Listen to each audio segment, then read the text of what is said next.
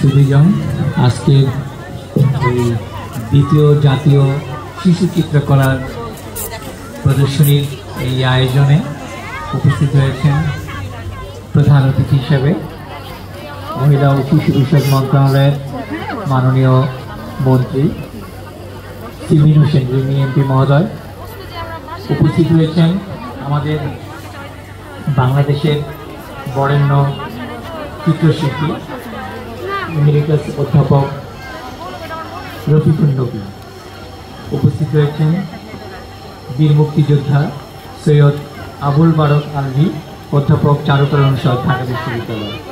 উপস্থিত আছেন এই আয়োজনে মহিলা ও শিশু বিষয়ক মন্ত্রণালয়ের অতিরিক্ত মহাসচিব শিশু ও সমন্বয় শাখা মিস তানিয়া খান, এবং আজকের এই আয়োজনে সভাপতিত্ব করছেন আমাদের বাংলাদেশ শিশু একাডেমির সম্মানিত চেয়ারম্যান বিশিষ্ট নাট্যজন রাকিব। উপস্থিত সুধীজন এবং আমার খুদে শিল্পীরা এবং যারা বিজয়ী হয়েছ সবাইকে অভিনন্দন। আজকের এই আয়োজনটি আমাদের শিশু একাডেমির জন্য একটি অন্যরকম আয়োজন। আমরা এই আয়োজনটি শুরু করেছিলাম অক্টোবর মাসে, গত বছরের অক্টোবরে বিশ্ব শিশু দিবস ও শিশু অধিকার সপ্তাহ উপলক্ষে এই আয়োজনটি করা হয়েছিল। এবং সেই আয়োজনে আমরা বলেছিলাম যে কল্পনার রং মিশিয়ে তুমি ছবি আঁকো, একে আমাদের কাছে পাঠাও। তো বাচ্চারা নানান প্রান্ত থেকে, দেশের নানান জায়গা থেকে তারা ছবি এঁকে পাঠিয়েছে। তো মোট ছবি আমরা পেয়েছি 4576।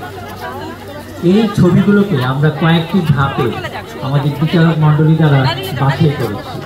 বাছাই করে করে আমরা 100 ছবি বাছাই করেছি। সেগুলোকে নিয়ে আমরা একটা প্রদর্শনীর আয়োজন করেছি। আমাদের এই আয়োজনের সবচেয়ে বড় যে বিষয়টি হলো সেটি হলো যে বাচ্চাদের আঁকা নিয়ে আমরা 8টি বিভাগীয় শহরে এই প্রদর্শনীর আয়োজন করেছি। ইতিমধ্যে অন্যান্য বিভাগ ঘুরে আজকে চূড়ান্ত পর্যায়ে এই ঢাকাতে অনুষ্ঠিত হচ্ছে। এই যে অনুষ্ঠিত হচ্ছে এরও একটা মাহাত্ম্য আছে, এটা আমাদের খুব ভালো লাগবে, আপনার খুব আনন্দের বিষয়।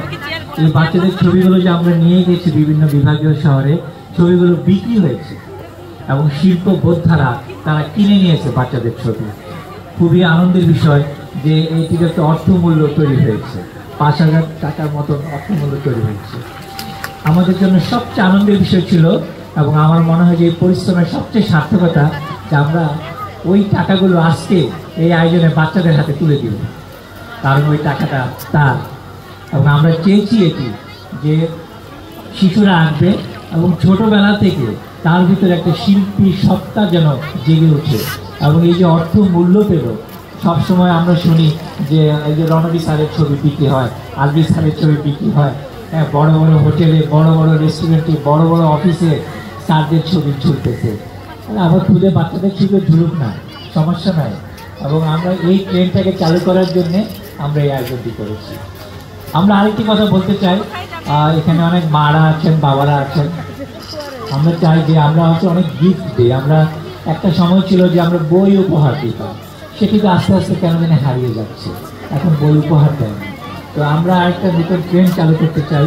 আমরা বলতে চাই যারা নব দম্পতি বিবাহের অনুষ্ঠানে অবশ্যই একটা ছোটদের ছবি আপনি পেন্টিং তাকে গিফট করেন, কারণ ওই আত্মীয় স্বজনের মধ্যে কেউ না কেউ আছে ছবি আঁকে।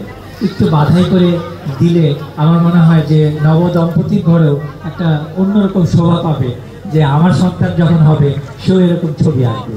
এই কল্পনাটা আমার মনে হয় মায়ের মধ্যে চলে যাবে। এই কথাটা স্যার, আমি ইতিমধ্যে একটা চ্যানেলাইতে একটা ইন্টারভিউ ছিল আমাদের এই ছবি আঁকার বিষয়ে।